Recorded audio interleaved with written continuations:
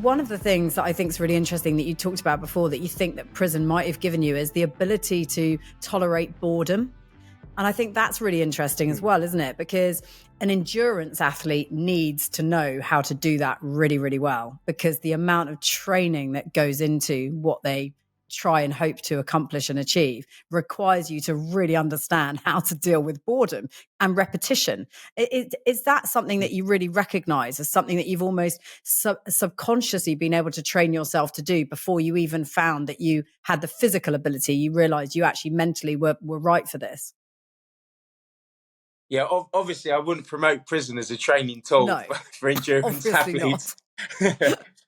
But I would say yes, without doubt. When like I was in segregation in prison for 365 days, and I probably spoke in all that time no more than 10 hours in that time period of that year. And when I was in that environment, yeah, like time. What is time?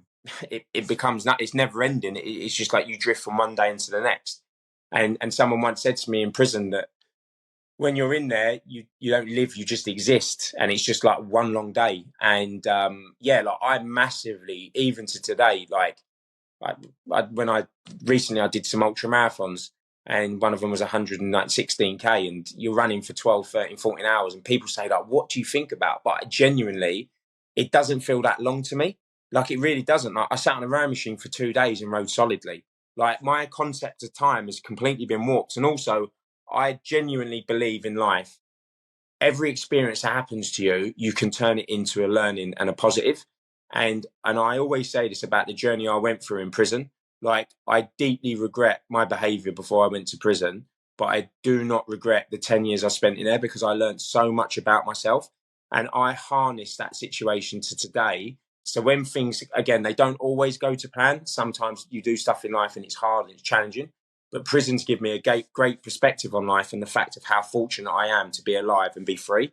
And I always sort of have tremendous amount of gratitude for my life today, because going through that experience that I went through, and it was all self-inflicted, I put myself in there, but I wanted it to turn it into a positive and use it as a springboard to set me up to live a happy, healthy life. But it's one thing going from training in that environment in the prison gym and breaking records and everything else. And then you got to kind of convert all that learning and everything else and take that into the outside world. And like Darren said, it'd be a travesty if you end up back here.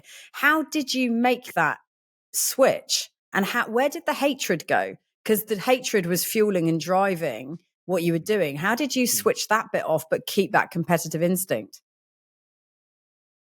So it was a number of things. So like when my friend died, that was a big moment in regards of me realizing my belief systems and the hatred I had towards the system, how toxic and how destroying it was for my own soul and myself. Like I was in this environment, I was entombed. I created this imaginary battle in my head against me and the system, me and the state, that didn't actually exist. Like I accepted full responsibility. It was me that put myself in prison. Because I think sometimes when you go through that journey, a lot of people don't take responsibility for their own actions. So when my friend died and I had that awareness, that was where I would say a lot of the hatred abated. And then when I got out of prison, I was in an open prison the last 12 months. So I was able to go to the library every day, and I was working in Fitness First as a gym instructor, and I was doing it volunteering. And when I used to have my lunch break, I used to be able to go up to the library, so I'd be able to go on Google and stuff, because all this stuff was like new to me, obviously, because I was in prison. I never had access to the internet. And I started like Googling like high performance rowing clubs. And there was one down in London called London Rowing Club, and it was in Putney, and it was a high performance centre for lightweight rowers, because I'm only 75 kilos and I'm not that tall. I'm like 5'8". So obviously I started having more of an interest in the sport of rowing, because I thought the transition was going to be set all these records in an indoor rowing machine and join a rowing club when I got out. And my dream was like, I wanted to become a professional rower. That was what my dream was when I was in prison. It was to be a professional athlete, but more to be a professional rower. So I literally got released after being in prison for just under 8 years I served. And then I got out on a Friday, and on the Saturday morning, I was down at Putney on the embankment outside London Rowing Club. They never took novice rowers at the time. But when the head coach was there, he used to have this, he had this saying about you can't coach what God's given you. And he used to believe, he was big into physiology. And he believed if you had the physiology and the engine, he could coach you to row. And because I didn't tell him about my records or anything like that, because I didn't want anyone to Google me, he just asked me how quick I could row 2K and 5K. And I told him, and he asked me to do a test in front of him because he didn't believe me. And I did the test in front of him and he said, okay, you have obviously got a very good engine. And he let me join the squad. And honestly, Georgie, it was so surreal. Like, I was watching the London 2012 Olympics in prison. And then suddenly in September, I'm at London Rowing Club and I had Sophie Hoskins on my left-hand side, and she was the first lightweight woman to win a gold medal at the Olympics. And Rob Williams, that was in the men's lightweight 4, on my right-hand side, he won a silver medal. And I'm on this rowing machine on a Wednesday night rowing next to the Olympic champion. But what was incredible was, like, these guys, they saw something in me and they wanted to help me. And they knew me as John, right? And it was only after a few months people started to basically look me up, because they were like, there's no way this guy has just started running an indoor rowing machine in the local like gym and sort of he's this good. So people did Google me and my story started to come out, and I wrote a blog. And then when I wrote that blog about like the life that I'd led, the support I received within the rowing community was absolutely incredible. And people helped me so much. Like, coaches were taking me out to row on the water. And then I was in a high performance environment around high performance athletes. And they wanted me to be successful. And it was such an incredible experience, even for them as well, because I remember a couple of them said that they were glad what happened the way it did with me joining that club, because people would have had preconceptions about someone like me, and it broke them down because people couldn't believe that I'd spent like 10 years of my life in prison. Yeah, but you know what? That's the thing about second chances, isn't it? I mean, you must feel like you've been given the biggest second chance going. But how important it is for everyone else also to recognize that in other people and to give the second chances as opposed to be given them. Yeah, definitely. And I would always say you can never and you should never give up on people. Like, everyone in the right environment with the right people can turn their lives around and can go down a different direction. Like, we've all got that power to do that.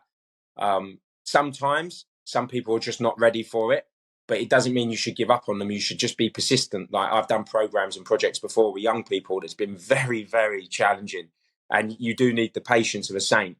But when you don't give up on people, it is incredible what they can change, what they can achieve with their lives.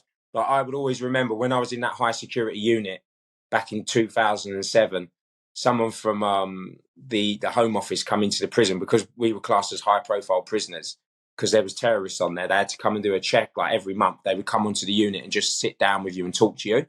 And I remember this lady coming once, and I was trying to get off that unit to go onto the main house block, because in my head I was like, I want to get out of here as quick as possible. And I was like thinking about trying to escape. But when she sat down and spoke to me, I said to her, why am I on here? I shouldn't be on here. How can you justify keeping me in this environment when there's terrorists on here with me? And she looked at me, smiled, and she said, people like you don't change.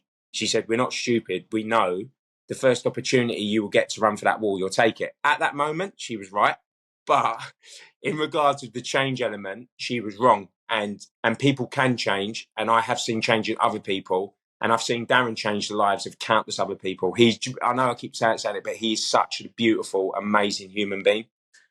Yeah, he sounds completely remarkable. And like you say, he's clearly changed your life. What about you as well, being able to change the life of other kids? I mean, you mentioned briefly that thing of working with some children on some programs. I mean, you must get a real kick, a real sense of pride out of helping other kids now who you can see might take a Oh, sliding doors moment. They may turn right, they may turn left, and trying to avoid doing the wrong thing. I mean, how do you sort of navigate that, and what are you involved with young children? What do you get out of speaking to them about your story and what to do and what not to do? yeah. Do you know what? Like, up to this point, everything I've been speaking about was always about me. It was always about me becoming a millionaire and being wealthy, and it was about me being a good athlete and receiving accolades and winning medals and trophies. And what happened when I got out of prison, I kind of was fixated on being an athlete. And sometimes being an athlete, it requires you to be incredibly selfish, right? Because it is about you, and it's about you being successful, and you need to channel your energy into whatever it is you're doing to be the best at it. But what was a real pivotal moment for me, like, I never saw, because again, it's my life. Like, I've lived it. So to me, I don't think I'm anything special. It's just the way my life played out. And I've made decisions, but it is my life, right? And I never realised the impact that that story would have on other people. And I got asked to do some school talks back in like 2014. And Georgie, it completely changed me. I couldn't believe like how like I could hold young people in the palm of my hand and how malleable and susceptible they were to everything I was saying. And I used to do like full school assemblies with like 200 kids, and the teachers at the end were just, they couldn't believe the kids would just sit there in silence listening. And then I'll go into prisons, and like I wrote an autobiography, and we gave 3,000 copies of my book. So every young offender in the UK got a copy of my book in their prison cell during lockdown. And I wanted to try to show them that even though they were locked down in prison, they could still use that time to better themselves. And then the amount of people's like mums and dads were sending me emails saying, my son got a copy of your book and they now want to be a personal trainer. Like, to me, that's going to be my greatest achievement in life. Yeah. Like, that really will. Like, that will be a legacy for me. It will be the fact that I've interacted with someone and made their life better, and their children's lives will be better because they interacted with me. And recently I created a project called the Alpine Run Project. I was very fortunate, again, that sport took me out to the mountains, and I was able to locate in the Alps, and that's now where I live. And when I was there, yeah, like I felt that sport brought me to that place, like cycling brought me there. And when I was there, I wanted to create an opportunity and a vehicle where I could bring inner city kids that haven't had the best starts in life and show them how big and beautiful that the world is. And I took a group of 14 kids this year, and we trained them up over 8 months to take part in a sports event in Chamonix called the UTMB. It's a trail running race. And to watch the journey that these kids went through was truly remarkable. Like, one of the young girls, Nimra, she's from Newcastle, never got on a train until the 1st of March, and she's 18 years old. And then a couple of the other kids grew up in foster care. One young kid, David, had 16 families before he was 14 years old.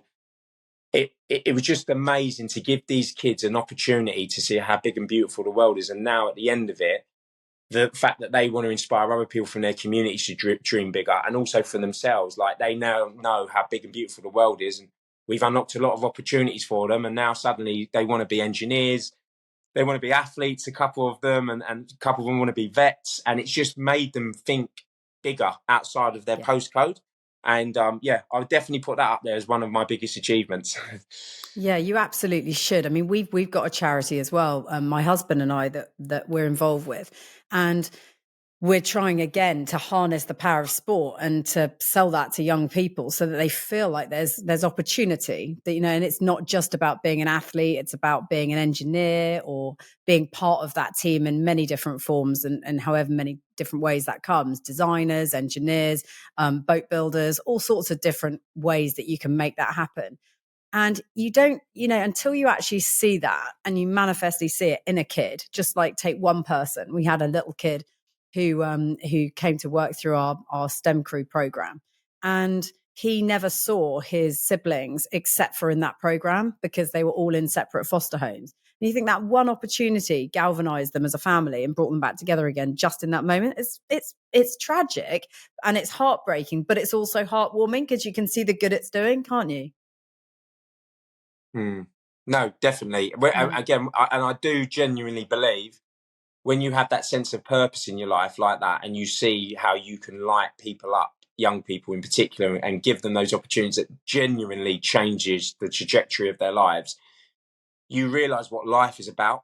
Yeah. You really, really do. And it resharpens and refocuses it. Like, the sense of pride I felt watching those young kids running through that finishing line in Chamonix, I've never, ever, ever felt anything like it. I genuinely felt so protective over them. Like, they all come running at the end towards me, and it was the most incredible feeling I've ever had in my life. It genuinely was the best couple of days of my life, watching the end of that project, watching those kids running through Chamonix, through that finishing line, and how much it meant to them and how much they'd grown in confidence. Like, at the beginning, a lot of them were quite introverted, they were timid. And then we had a film premiere of a documentary that we did on the project 2 weeks ago. The young people were standing up on stage hosting the evening. And there was like 150 people in the cinema. And there were people that were part of the project at the beginning, and they never saw the kids until the end. And they just couldn't believe they were the same groups of kids. They genuinely could not believe that group of kids were the same group that they saw in March, that they saw in November, because of how much they grew through the opportunities. And again, through positive mentorship, being consistent in their lives, don't promise them things that you can't back up, being consistent with everything you say to them, and being that sort of father figure to them, really. What I want to ask you is, it seems trite actually after what we've spoken about, an everyday performance tip for people. But, your experiences of being inside and now being, back, being able to do whatever you want to do in society again and having that sense of freedom and real freedom. What would you say to people about how they live their lives every day, or what something that you do every day that maybe you did on the inside and you do on the outside, or maybe not, but something that you do every day that just centers you, that gives you that sort of that sense of purpose in order to perform like you can as an athlete, but also as a human being? I would say the biggest one would be gratitude and being thankful for what I've got. I'm not saying about not stifling people's ambitions, because obviously everyone always wants to grow and develop, and we should all do that. But I think I was guilty of it in the past. I was constantly over searching, and no matter what I did, I would finish a race and have a good race and think straight away, when's the next race? And I would never really be present and in the moment. And I think being present in the moment, having gratitude for the life that I've got, the fact that I'm physically able to do the things that I do, and having a real appreciation for that, I think really does center me day to day. And also just being mindful as well, like being conscious and aware of yourself and what you're doing. Like, again, we all get frustrated sometimes. Like the other day, I got a parking ticket, and for a moment, like you're like, oh, and then you think, you know what? There's far worse things in life. It's just the parking ticket, and then it's just catching myself in those moments and not letting it run away with me and me getting really angry, and in that sort of incident, making me have like a bad morning because I'm in a bad mood because of a parking ticket. So it's just being, I'd say, just being constantly aware of the present and the moment, and really that's all you've ever got in life, and having gratitude for your life and your health and your fitness, because basically that is life, right? That is life. Like, it's the moment, it's the now. And I learned that in prison. Like, I just had to center myself every day in the moment, because if I sat there at the beginning thinking I've got 3,500 days of this, I would have gone mad. Yeah, you're absolutely right. And we don't do it nearly often enough because we're constantly thinking about, I think everyone who is, in this mindset of busy professional people are just always thinking about what's next. You just got to sometimes just live in the here and now, like you say. Thanks, John. It's been fascinating speaking to you. Thank you. And I'm so pleased as well that you've got this legacy piece with the kids coming through, because it feels like you got so much to offer them. I'm really happy that that's happened for you, because it's fantastic for them too. Thank you very much. And it's lovely talking to you. Yeah, you too.